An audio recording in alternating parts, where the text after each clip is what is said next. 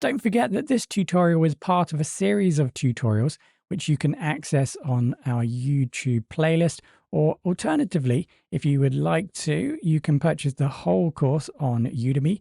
There should be a link to the YouTube playlist and a link to our Udemy course, which should always provide the best price in the video description.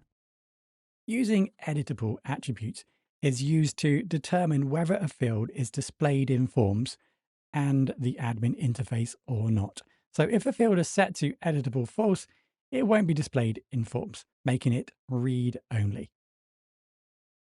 Simply just select a field that you don't want to be displayed in, for example, the admin or a form. So let's go for slug, although this is a mandatory field. Do be careful of that, of course, but this is just a demonstration. So editable, oh, where are we? Editable equals false. So we set that to false. So let's go back into the admin, take a look. So when I refresh the slug field, remember, a refresh, you can now see that has been removed. Like I said, do be careful when you remove fields, because if it is mandatory, then obviously we won't now be able to submit or create any new categories through the admin interface.